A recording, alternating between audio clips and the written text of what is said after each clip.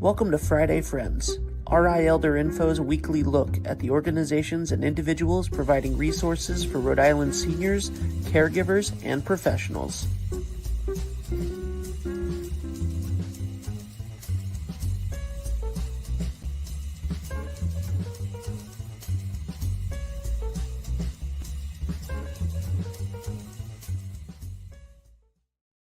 Good morning, everybody. Happy Friday. I am coming to you Friday, 9 a.m. for our weekly Friday Friends series. As you know, I am Deb Burton, Executive Director of RI Elder Info, and every week I bring you information that you or someone you know needs to know about. And today's conversation is actually time sensitive, so I really do hope that you can hit the like, the share button, and get this information out to as many people as possible, because we're going to be talking about information on changes that are coming up with SNAP as of November 1st, 2025. So please help us get the word out to as many people as possible. Now, as you all know, RI Elder Info is a 501c3 nonprofit. We could not do this without the support of our sponsors, so a big thank you to Point 32 Health Foundation, United Healthcare, and McCarthy Law. Here's a message from McCarthy Law. Here at McCarthy Law, we practice in the areas of estate planning, long-term care planning, elder care law, and residential real estate. Our focus is really on providing peace of mind to our clients. If you're interested in scheduling a consultation with our office, you can feel free to reach out to us at 401-541-5540. You can also reach out via website at www.mccarthylawri.com. You also should check out our social media, both on Facebook, Instagram, and LinkedIn, for some helpful tips and tricks. Okay, folks, so there are a lot of changes that are coming because of HR 1, previously known as the Big Beautiful Bill. Some of those changes are going into effect right away, particularly around the SNAP benefits. And if you want to see how the changes are coming and what you need to do, you can go to the staycovered.ri.gov. Now, here's some of the things that are really important. This week and next week, before November 1st, if you are someone who receives SNAP benefits, you will be getting a letter from the Department of Human Services. The letter envelope may say State of Rhode Island. It is critically important that you open it. If I could get up a copy of that letter on the screen so folks can have an idea what that looks like. It should be on bright yellow paper. It's going to have more than one side. So this yellow piece of paper should be two-sided. Make sure you read all of the pages of the letter that's in that envelope and do what it says, send what it asks for. Very important, and do it right away. You can upload any documents that this letter is asking for at the staycovered.ri.gov. Okay, it's through your portal, your login portal. Now, some of the changes that are coming to the SNAP program in general. Okay, so for pretty much anybody on SNAP will be things like a work requirement. Now, in the past, individuals who were age 55 to 64 were exempt from the work requirement, meaning they didn't have to participate in the work requirement because of the age, but that has now changed. So individuals 55 to 64 are no longer exempt from the work requirement. Now, the good thing is the SNAP program with the state does have some training opportunities. They have employment opportunities. So it's work and or volunteer. And they do have resources to help you find a job or to help you find any resources in relation to volunteering so that you can continue to meet the needs. One of the other changes that is coming to SNAP, there used to be cities and towns here in the state where residents on SNAP is formerly known as food stamps just in case you weren't sure. There are communities that had also been exempt from the work requirements regardless of your age. Those communities had been Central Falls, Charlestown, Foster, Johnston, Pawtucket, Providence, West Warwick, Woonsocket, and Block Island, or New Shoreham, as the case may be. Those communities, if you are in those communities and maybe you've been receiving SNAP for a long time or maybe recently, those communities were exempt from work requirements. That too is going away.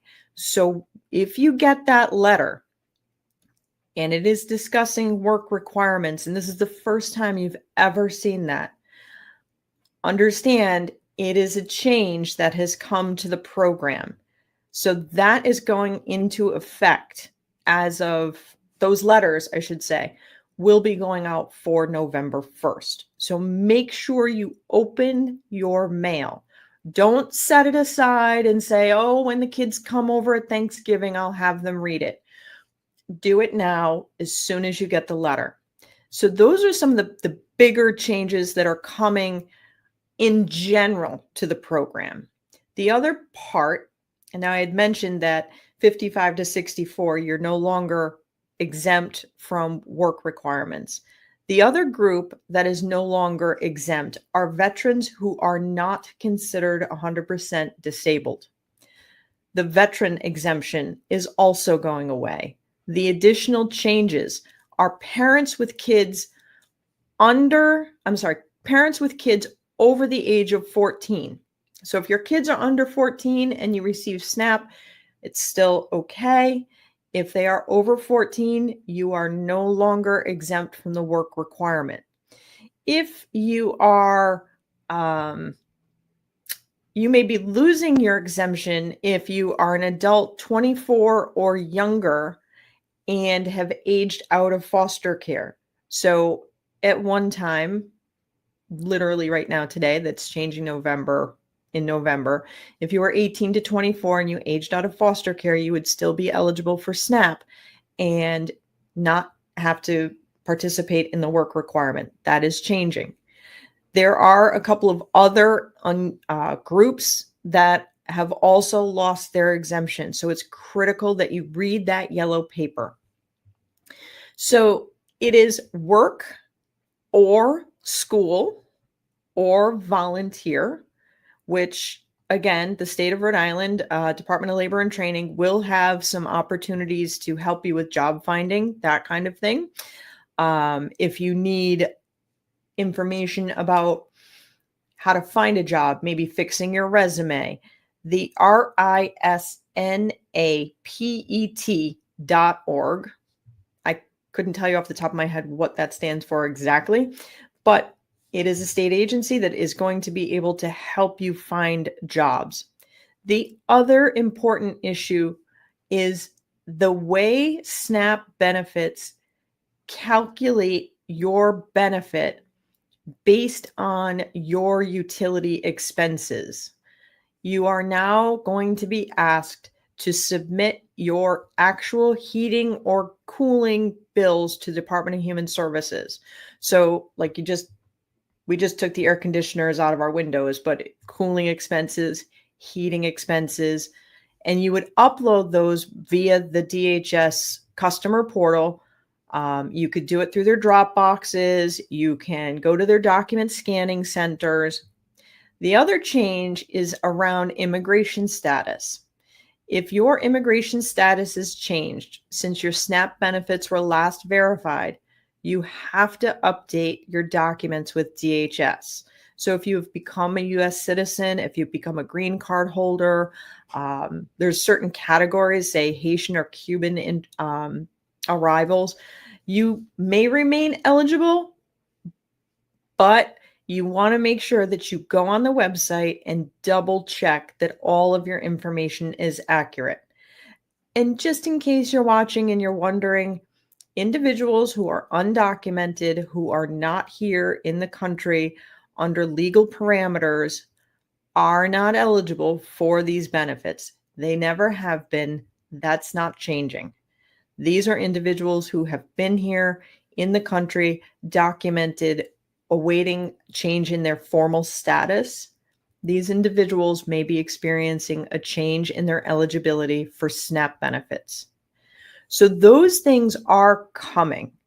These changes are coming, regardless of anything else going on. So it is important when you get that yellow letter, any letter from the state, that you open it and you read it. The other part that I wanted to share with you, it has been part of Governor McKee's press releases. It's been in some of the larger news stations. With the federal government on shutdown, unless it is resolved by November 1st, the SNAP benefits on your card will not be loaded. Again, let me try to say that again. If the government remains shut down, your SNAP card is not going to be reloaded on November 1st. What you have for October is still good. Okay. So your card right now is still whatever you have on it, you have on it. That's safe. That's okay. Don't panic. But when Saturday, November 1st comes, if the government is still shut down and you go to the grocery store with the expectation of swiping your SNAP card, it is extremely likely that there will not be funds on it for November 1st. From a big picture standpoint, we're still working out, meaning the individual states and the federal government are still working out whether or not those benefits would be reinstated when the government reopens, like paid back retroactively.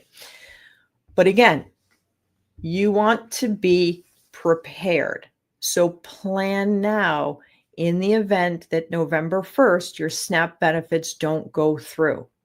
That being said, maybe you're watching this and you're like, SNAP doesn't apply to me. It doesn't make a difference. This is great that you're sharing this, Deb, but I don't get SNAP. Great. I am very happy for you. It means if the SNAP benefits don't go through, combined with federal employees not getting paid, that there is going to be an enormous stress point on our food banks. If you have the ability to donate to your local food pantries, to the Rhode Island Community Food Bank, to any food distribution resources, if you are watching from a company, consider collecting food for folks.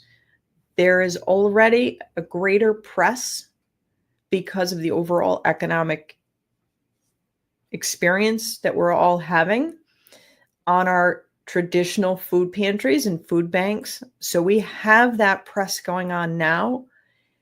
If the government remains shut down and the SNAP benefits are not loaded on November 1st, those food pantries are going to need our help. So this is a very time-sensitive Friday, friends. It is important that we get this message out to as many people as possible.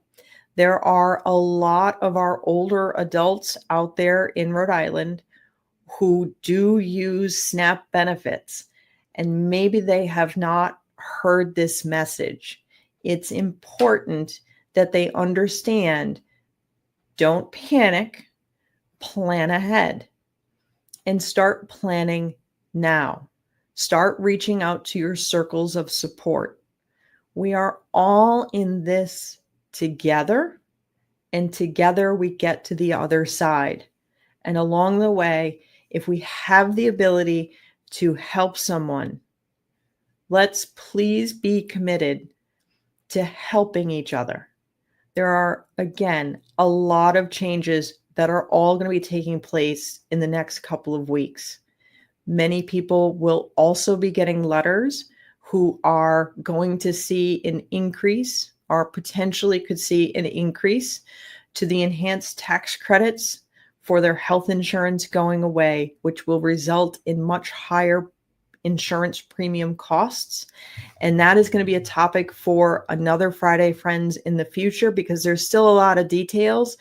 And that one's not going to impact until roughly January 1. So stay tuned on that one.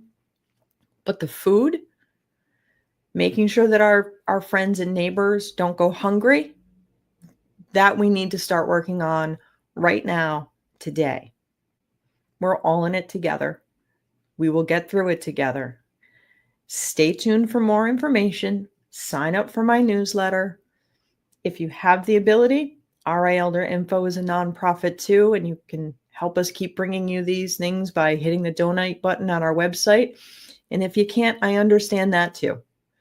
We'll be here. I am so glad that you joined me today and that you can help me get this message out to as many people as possible. I look forward to seeing you all again next week. In the meantime, please be kind and be well.